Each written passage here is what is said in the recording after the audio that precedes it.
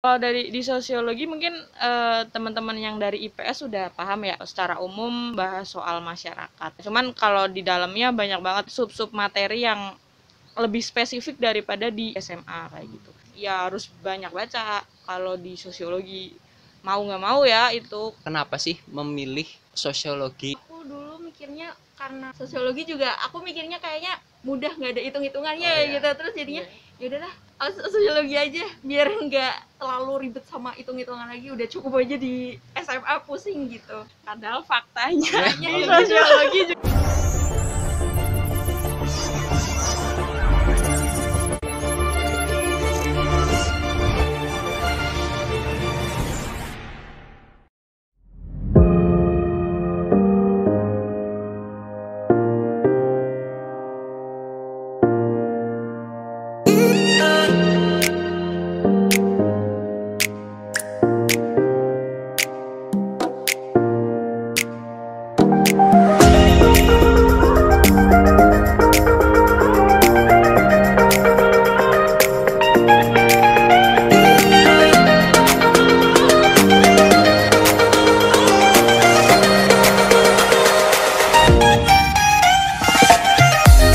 Assalamualaikum warahmatullahi wabarakatuh. Bertemu lagi dengan saya di Agung Indonesia.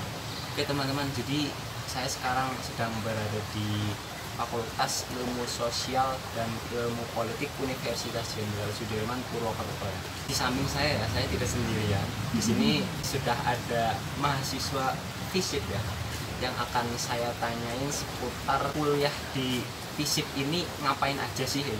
Dan nanti lebih tepatnya mungkin ya jurusan dari mbak-mbaknya ya, itu jurusan apa yang dilakukan selama kuliah itu ngapain aja. Untuk mempersingkat waktu kita langsung tanyain aja. Sebelumnya perkenalan dulu nih, di sini dengan Mbak siapa, prodinya apa, fakultasnya FISIP ya, prodinya apa, terus angkatan sama asalnya mana nih?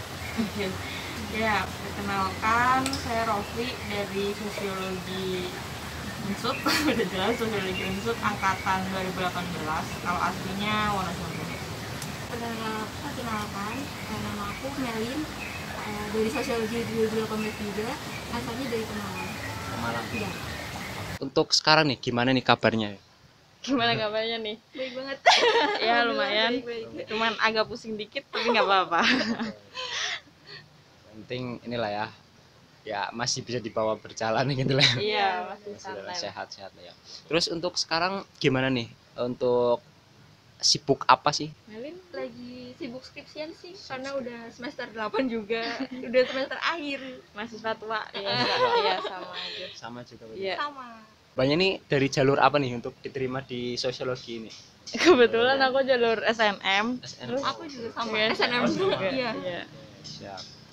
Berarti lewat jalur ini ya, rapot ya. Rapot. Oke, siap, mantap nih. Diundang ya, malah bukan yang ngundang, malah diundang. Tapi daftar juga sih, Oh, iya. daftar nggak langsung diundang. Terus untuk ini nih biaya kuliah yang didapat berapa tuh? Biaya kuliah awalnya kalau saya dapat yang tertinggi gak tahu sih karena mungkin keluarga saya dikit, tapi padahal penghasilan biasa aja gitu. Tapi udah ngajuin keringanan juga sih sekarang kayak gitu. Jadi udah level. Kalau sekarang mah udah 50% ya. Udah lebih murah lagi kayak gitu lumayan. Emang cuma skripsian doang kan, tinggal skripsian. Kalau nominalnya? Nominalnya Tertingginya berapa? tertingginya FISIP tuh sosio termasuknya murah. Karena cuman 325. 225. Iya, itu 325 termasuknya murah banget di Unsut. Kayaknya di jurusan-jurusan lain di mana nih? FISIP kayaknya lebih kecil, kecil-kecil juga kayak segitu, cuman yang paling mahal tuh HI tuh ya. HI kalau nggak Ilkom kayak gitu. Yang lainnya sama. Biaya kuliahnya itu 325 ya? Iya. Yang tertinggi itu. Kalau mbaknya terus? Kalau aku berarti awal dapat 2 juta. Iya, itu berarti level 3 apa ya? Ya, terus sekarang udah semester akhir dapat keringanan 50%. Ya, pernah juga dapat KIPK itu dari fakultas apa ya? Jadi 0 rupiah pernah juga gitu. Jadi emang kadang kalau ada keringanan ya ajuin aja gitu. Kalau ada ya pokoknya kesempatan buat keringanan UKT ajuin bisa gitu. selama masih ada kesempatan dan bisa melakukan itu ya lakukan Iya, aja gitu ya. iya, memenuhi syarat juga gitu. Lumayan soalnya. Terus untuk biaya kuliah tadi ya yang didapat ya dari 3,25 sama 2 juta pas awal lah ya, itu termasuk murah atau mahal tuh untuk di Unsur sendiri? Kalau menurut aku itu murah sih. Kalau dibandingin sama kampus-kampus lain juga menurut aku juga lebih murah. Iya. Lebih murah sama bener. Pas masuk kan ngambil beberapa pilihan juga. Nah itu pilihannya apa aja tuh pas Oke. daftar? Melin dulu mungkin.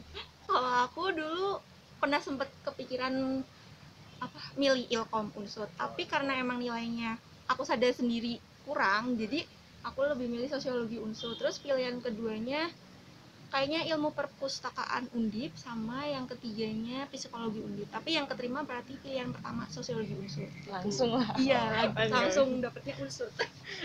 Berarti apa ya, kayak ya keinginannya lah ya, keinginannya tercapai gitu, soalnya kan pilihan pertama ya. Iya. Oke. Terus kalau mbaknya? Iya, kalau saya ini sih sosiologi juga pilihan pertama tuh karena emang dari awal ngincernya SNM. Karena waktu kayak uji coba SBM segala macam tuh kayak nilainya jelek terus kan. Jadi sebisa mungkin SNM aja, nggak usah ikut SBM kayak gitu. Jadi sebelum milih jurusan aku udah ngitung peluang segala macam ke semua jurusan yang aku pengen, baik itu di Unsut ataupun di yang lain kayak UNS, Undip kayak gitu. Terus akhirnya karena peluangnya paling gede nih sosiologi, FISIP, Unsut, ya udah aku ambil pilihan pertama. Buat jaga-jaga aku yang kedua ini sih itu karena disuruh orang tua sih ngambilnya pendidikan. Jadinya pendidikan bahasa Indonesia ya? Padahal masih B di Unsut. Kalau nggak salah ya. Terus yang ketiga malah sosiologi UNS. Sebenarnya aku pengennya sosiologi UNS, cuman karena ngelihat peluangnya lebih gede di Unsut, ya udah yang pertama Unsut gitu. Oke. Berarti sama-sama diterima di pilihan pertamanya itu ya. Iya. Sosiologi. Iya. Tapi Soalnya beberapa juga ada yang dapat pilihan 2 kayak gitu juga bisa di sosiologi kemarin teman-teman seangkatan. untuk melakukan kuliahnya ya mungkin ya nggak terlalu berat ya, soalnya ini kan ya mungkin keinginan dari hatinya kan Iya. gitu kan ya. Mungkin ada beberapa teman yang masuk di jurusan ini Salah jurusan ya gitu, salah misal. jurusan, terus milih masuknya itu di pilihan yang ketiga gitu atau berapa kayak gitu. Iya. Terus untuk alasannya nih Mbak, Hmm. kenapa sih memilih sosiologi Unsut ini nggak pilihan lain atau di univ lain juga kayak gitu? Mungkin Kalau aku dulu mikirnya karena Unsut lebih deket dari Pemalang. Soalnya dulu nggak boleh kuliah jauh-jauh lah. Kalau bisa yang deket aja. Terus apa lagi ya? Jadi bingung. Sosiologi juga aku mikirnya kayaknya mudah, nggak ada hitung-hitungannya Oh, iya. gitu. Terus jadinya ya udahlah, sosiologi aja biar nggak terlalu ribet sama hitung-hitungan lagi. Udah cukup aja di SMA pusing gitu. Makanya milih di sosiologi Unsur karena itu gitu. Jadi karena menghindari hitung-hitungan jadi milih Iya. sosiologi gitu ya. Oke. padahal faktanya Faktanya di ya sosiologi juga ada Masih ada. hitung-hitungan, statistik kayak gitu kan. Walaupun pakai alat, cuman tetap aja awalnya ngitung dulu, Iya. disuruh ngitung dulu manual. Kalau Bayan ya apa nih? Iya, Sama juga hampir atau mirip beda? ya, Oh, ya. mirip.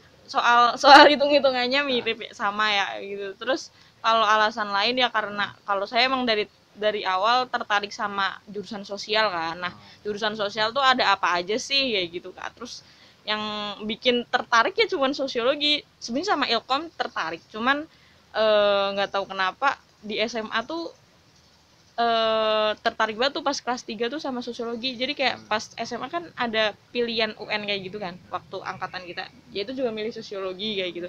Jadi kayak kalau nggak sosiologi ya psikologi kayak gitulah. Terus tapi karena di Unsut nggak ada psikologi, ya udah sosiologi aja kayak gitu. Oh, sebelumnya untuk di SMA-nya sendiri berarti ngambil ini IPS ya? Iya, ambil IPS. Ya masih ini sih, nggak salah jurusan gitu lah ya. Iya, Jadi nggak ada penyesalan. jalurnya. Terus aku ini nih pengen tahu ya Mbak mengenai kuliah di jurusan apa?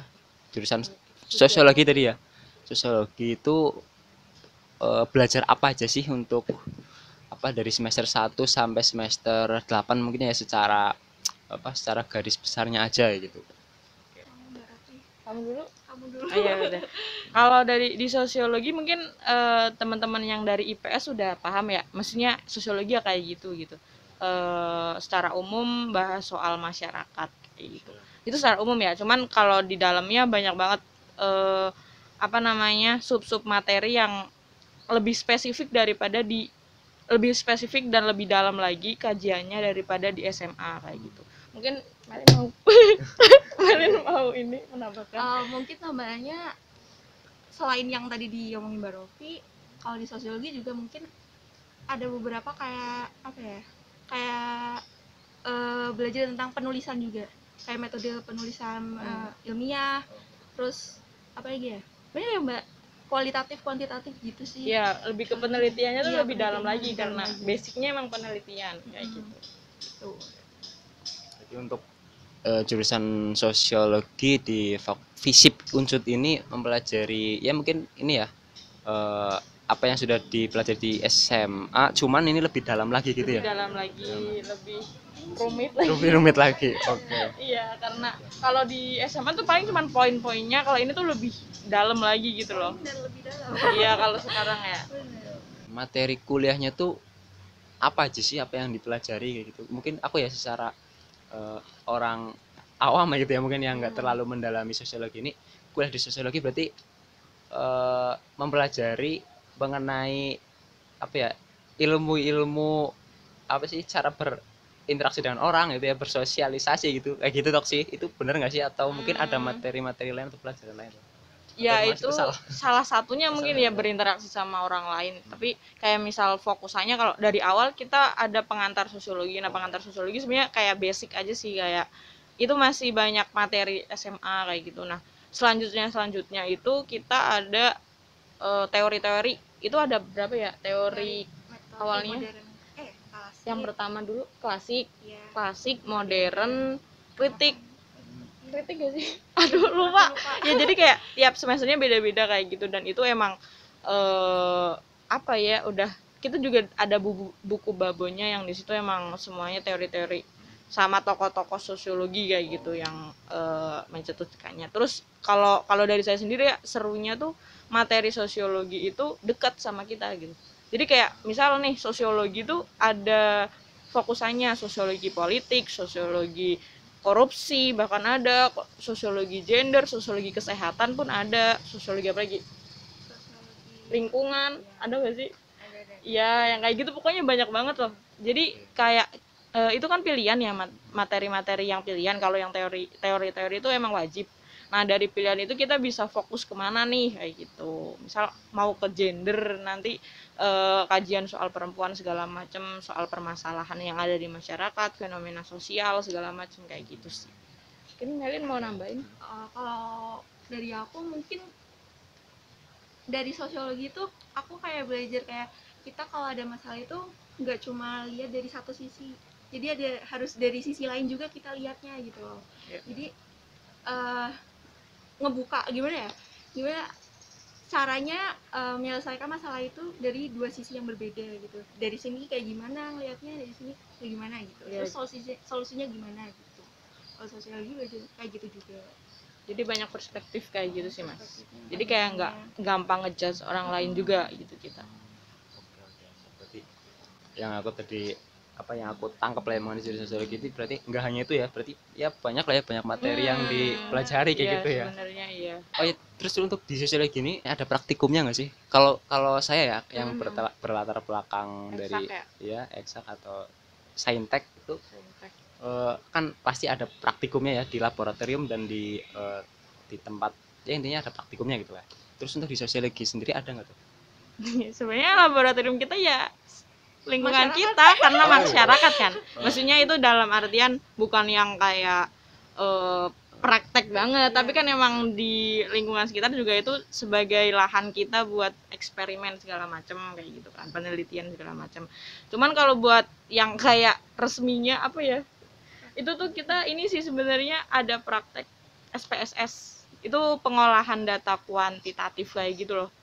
ya. Harusnya kayak gitu, tapi karena kemarin pandemi kita nggak ngerasain sih, kita nggak sempet ngerasain ya. langsung Ya jadi prakteknya di rumah pakai laptop sendiri, biasanya di lab komputer kayak gitu sih, kating dulu harusnya gitu. Berarti untuk di sosiologi ini berarti ada praktikumnya juga ya, cuman praktikumnya Iya. itu ya praktikum sosial sosial kayak gitu ya. Iya sebenarnya kayak gitu, karena paling kan kita tugas-tugasnya juga bikin makalah kan, makalah atau esai kayak gitu kan, itu kan kayak kita nyari fenomena sosial yang lagi rame misal nih, terus kita kaji pakai teori kayak gitu kan, termasuknya juga penelitian kan, penelitian kecil-kecilan kayak gitu sih lebih seringnya. Jadi bisa lebih melek informasi yang ada di masyarakat sekarang kayak gitu. Oke, siap. Berarti untuk kuliah di sini ya nggak hanya kuliah di kelas saja, ya ada juga praktikumnya, tapi praktikumnya ini ya pasti berbeda dengan jurusan yang saintek kayak gitu ya. Oh ya, untuk di jurusan sosiologi ini ada ini nggak sih, ada kemampuan yang harus dimiliki kalau misal mau kuliah di sini, harus paling nggak punya ini nih supaya bisa ya tidak keteteran dengan materi kuliah yang diberikan ya gitu. Ada nggak sih? Mungkin bisa bahasa Inggris atau harus apa ya, hafalannya kuat ya gitu, banyak hafalan ya, itu nggak sih? Kalau soal hafalan malah di sosiologi sebenarnya mungkin beberapa ada yang suka ngafalin ya, cuman kalau di sosiologi kan konsepnya banyak banget kan, itu kalau dihafalin malah pusing sendiri. Jadi kalau di sosiologi mending dipahamin daripada dihafalin kayak gitu. Mungkin kalau dari saya ya sebenarnya nggak ada apa ya kriteria khusus gitu ya harusnya kayak gimana gitu, enggak. Cuman kalau biar gampang memahami dan kayak nggak keteteran banget atau apa ya, cuman tahu yang diajarin sama dosen doang, ya harus banyak baca. Kalau di sosiologi mau nggak mau ya itu kayak udah jadi apa ya, udah jadi harusnya Makanan kayak lah ya. gitu. Iya harusnya kayak gitu, Sehari-hari lah ya. nggak harus di apa ya, gembleng segala macam, cuman ya jadi dibikin santai aja bacanya kayak gitu. Cuman kayak gitu sih paling kalau dari saya. Berarti ntar rajin baca lah ya, Iya. paling enggak ya gitu ya. Kalau Iya. banyak mungkin ada sama sih, oh, sama. emang nggak ada kriteria khusus buat masuk sosiologi, yang penting kita mudah paham aja. Gimana ya belajar buat paham aja, karena sosiologi tuh ya nggak kelihatan kayak mudah ya, pokoknya kalau udah masuk sosiologi tuh lama-lama juga gimana ya, ngerasa ada kesulitan gitu, jadi harus lebih bisa memahami pelajarannya gitu. Itu sih. Berarti ya, jadi untuk apa ya, mungkin kemampuan, bukan kemampuan ya, mungkin ya kalau misal masuk di jurusan ini, paling enggak ya buat teman-teman ya yang di rumah ya gitu ya, yang pengen masuk di jurusan ini ya paling enggak memiliki apa, minat lah ya, minat buat membacanya lebih giat lagi kayak gitu, sama tadi belajar memahami suatu apa ya, suatu materi atau teori kayak gitu lah ya, supaya ya tidak kaget mungkin dengan apa yang ada di sini kayak gitu lah. Untuk kuliah tadi seperti itu. Nah, selama kuliah ini mengikuti mengikuti aktivitas di UKM atau enggak sih, atau malah cuma kuliah dan pulang aja gitu, kupu-kupu kayak gitu. Dulu Kalau aku buat UKM sendiri aku nggak ikut. Oh, nggak ikut. Tapi aku ikutnya berarti paguyuban daerah. IMP. Udah sih itu doang. Dulu pernah ikut UKM tari juga, tapi karena nggak terlalu apa ya, pernah ngerasain sekali doang, terus kayaknya kurang kemampuannya, ya udah keluar gitu udah. Kalau Baya? ya kalau saya mungkin ya itu kepanitiaan di awal semester itu lagi ini kan semangatnya ikut, terus kesini sini waktu itu paling cuma ikut ini sih UKM LPM sih, lembaga pers yang ada di Unsud di tingkat di tingkat univ. Sorry salah. Iya, LPM sketsa kayak gitu. Itu aja paling. Di samping ikuti kuliah ya mengikuti juga organisasi gitu lah ya, enggak 100% kuliah pulang gitu ya, masih. Soalnya gabut juga kalau cuman kuliah pulang kan, terus temennya juga paling anak kosan doang, jadi ya lebih seru main ke PKM sama teman-teman. Dan kalau di UKM saya yang dulu UKM saya dulu LPM itu kan apa namanya, isu-isu yang diangkat pun berkaitan sama sosiologi kayak gitu, jadi kayak ada kesinambungan juga gitu, nggak yang beda jauh gitu loh gitu. Jadi ya bikin melek informasi yang lagi hangat aja gitu. Alasannya nih kenapa sih di samping aktif di perkuliahan, dunia perkuliahan, nah itu kenapa tuh memilih juga untuk ya mengikuti organisasi juga, itu kenapa? Kalau dari saya sendiri sebenarnya apa ya, yang satu mengisi waktu kan, mengisi waktu daripada nggak ngapa-ngapain. Terus yang kedua emang saya minat di bidang jurnalistikan kayak gitu kan. Dari awal waktu Esther itu di Graha emang udah tertarik di stand-standnya kayak gitu. Terus ketiga ya itu sebenarnya tadi udah dijelaskan, relate sama sama yang sedang saya dalami, yaitu sosiologi gitu. Jadi ya udah itu paket komplit aja gitu menurut saya. Terus juga kulturnya juga saya suka kayak gitu sih paling. Apa tuh Kalau alasannya? aku alasan ikut paguyuban ya karena apa ya, biar nggak ngerasa temennya cuma anak-anak sini doang, atau gimana ya, ya pingin juga kenalan sama anak-anak Pemalangnya biar bisa bangun Pemalang juga nantinya mungkin. Terus kegiatan di paguyuban juga termasuknya banyak sih, kayak misal kalau misal ada libur libur semester itu di awal tahun biasanya ada sosialisasi gitu, jadi kita emang fokusnya nanti ke adik-adik SMA gitu,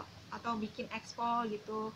Itu juga kayak nambah relasi juga, nggak cuma ke apa ya, ke teman-teman waktu di kuliah juga, tapi sama adik-adik yang ada di SMA gitu. Alasannya kenapa tadi mengikuti organisasi itu ya karena di balik itu ada manfaat lah ya, ada manfaat yang didapat ya. Lanjutnya lagi untuk selama kuliah di sini nih, untuk pergaulan di sini sendiri gimana tuh untuk anak-anak dari sosiologi sendiri?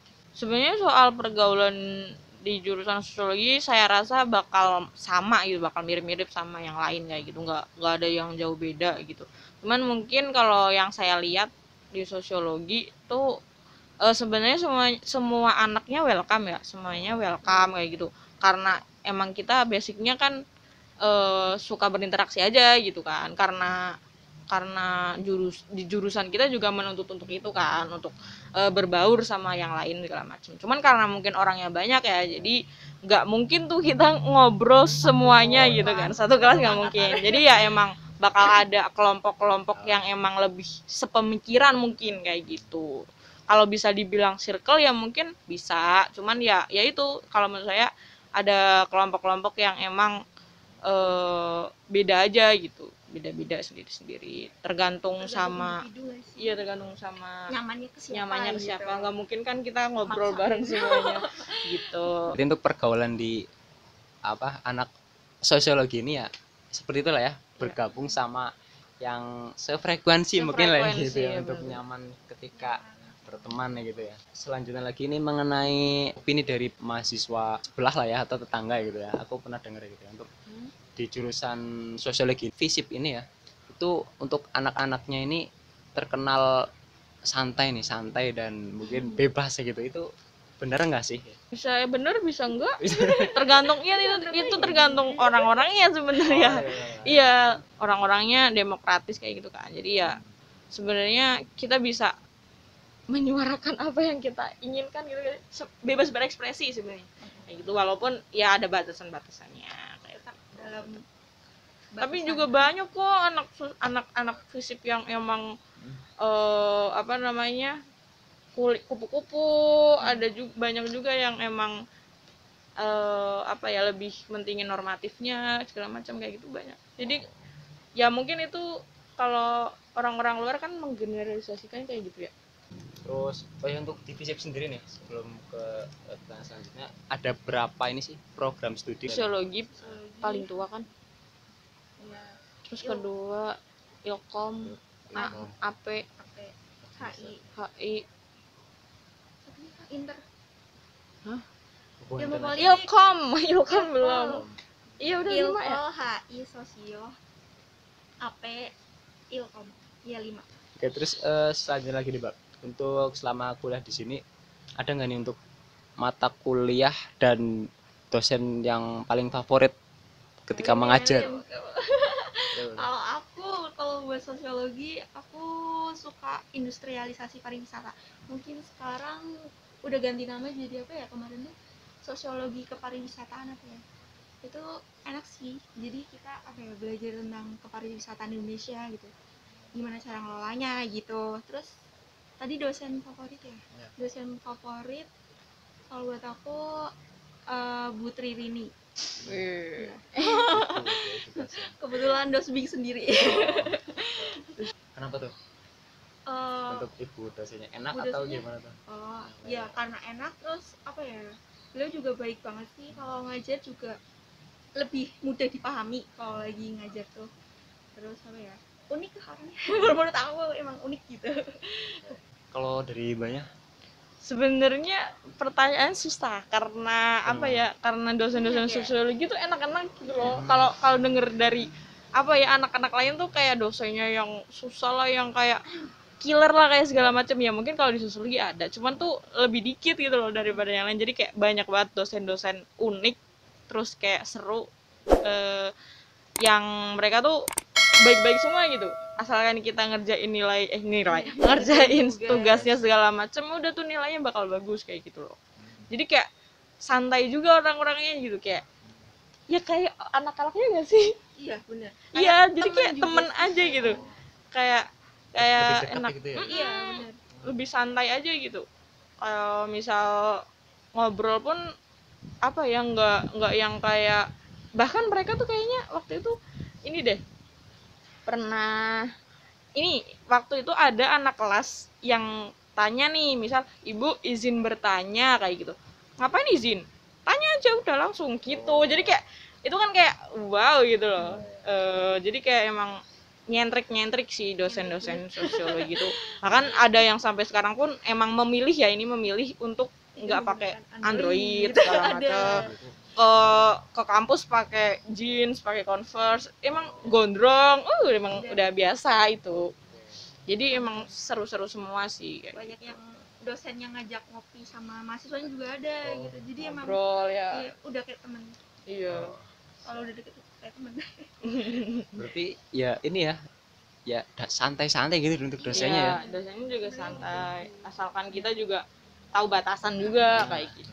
Yang aku rasain ya ketika menjadi mahasiswa di peternakan itu dosen-dosennya tuh agak berkebalikan dengan itu. Kebanyakan tuh apa nggak terlalu santai kayak gitu. Tadi berarti mata kuliahnya apa tuh, Mbak? Kalau saya sebenarnya suka sama sosiologi gender sih, emang bahasan soal gender emang udah suka dulu gitu sebelum ada mata kuliahnya gitu. Jadi ya enak-enak aja jadinya gitu, seru. Kalau dosennya Dosennya juga seru, Bu Tias, Bu Tribur, siapa lagi ya? Satu ya? Aduh, banyak lupa. kali ya. 3 kayaknya. Iya lupa. Iya, seru-seru juga. Nah, selanjutnya nih, selama 4 tahun ya, berarti hampir 4 tahun ya. Iya. Hampir. Untuk tantangan terberatnya nih, selama ini yang pernah dialami, ada nggak tuh? Kalau ada, apa tuh? Tantangan terberat awal semester bayar UKT. Enggak sih, itu emang kayaknya semua orang kayak gitu ya. Tantangannya mungkin adaptasi pas maba.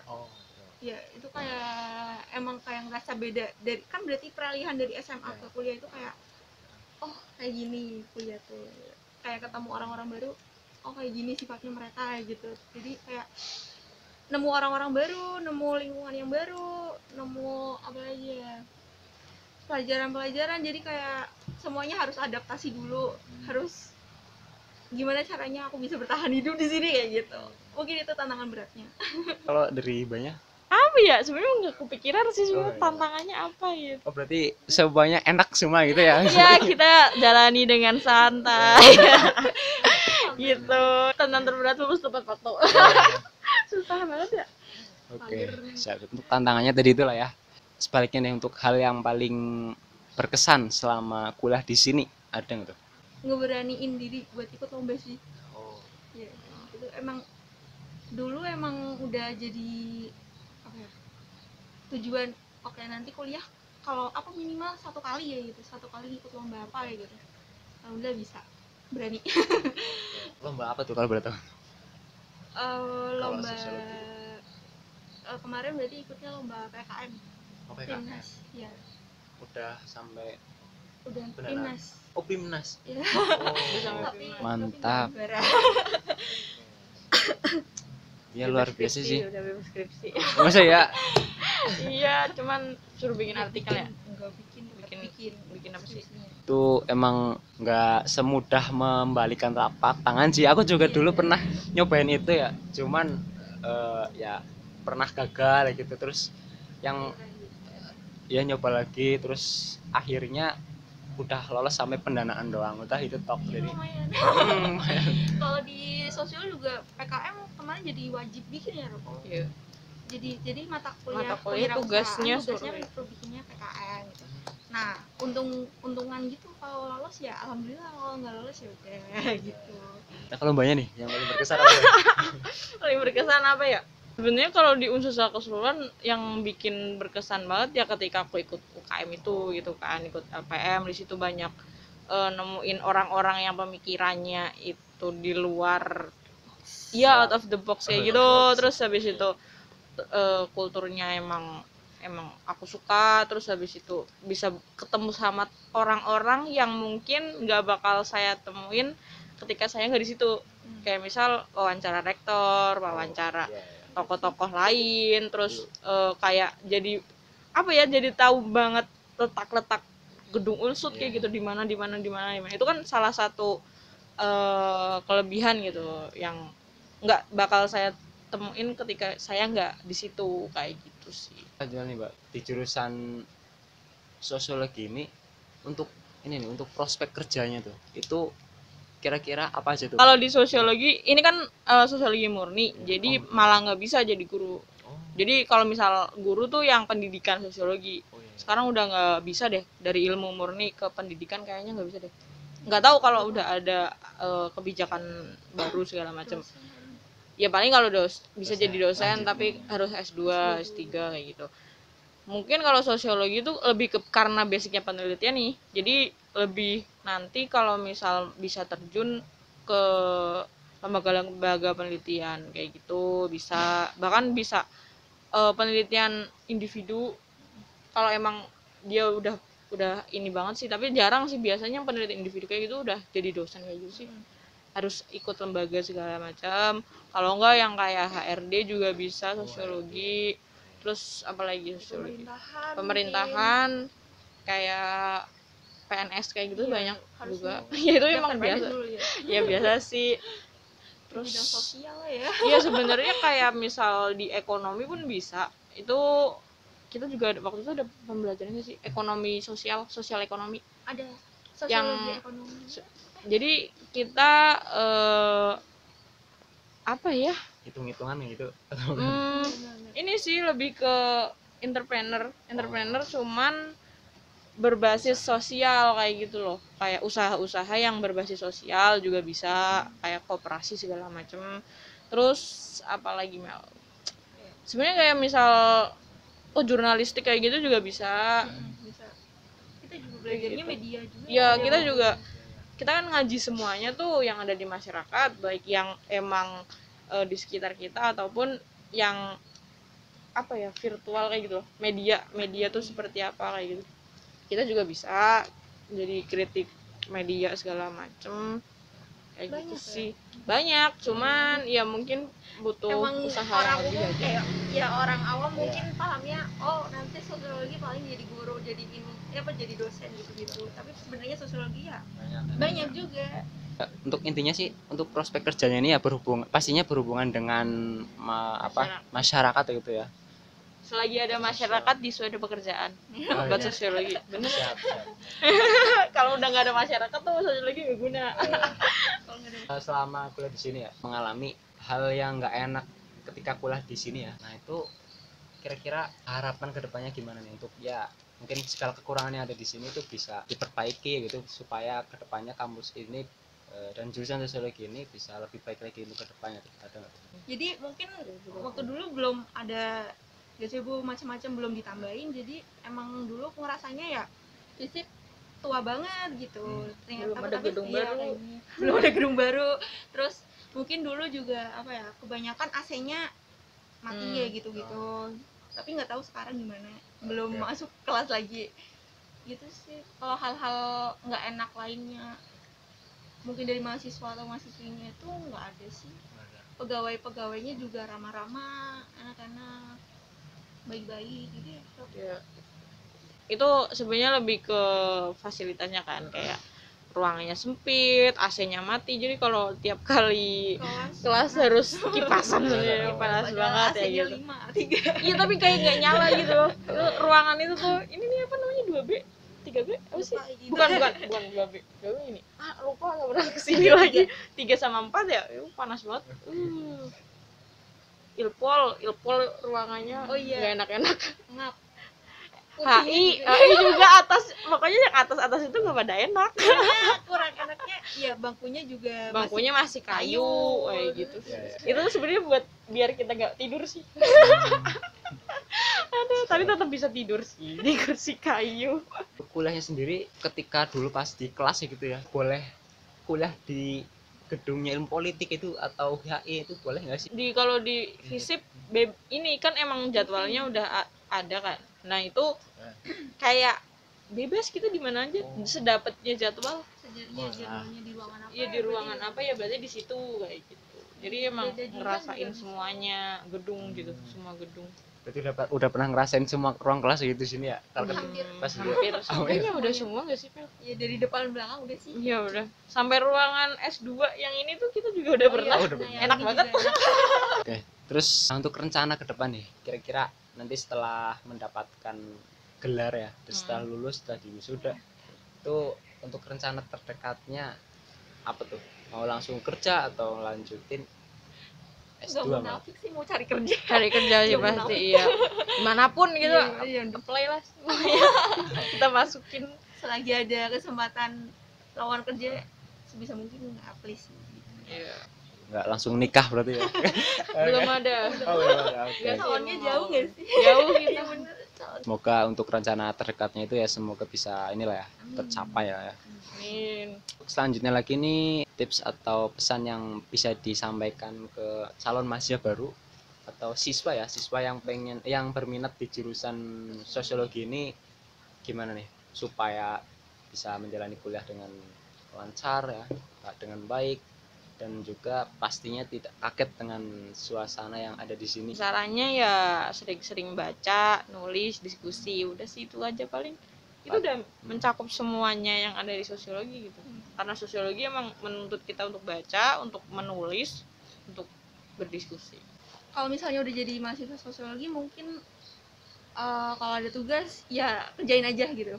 Soalnya gimana ya, sosiologi itu emang terlihatnya mudah, tapi sebenarnya ya sulit-sulit gitu lah.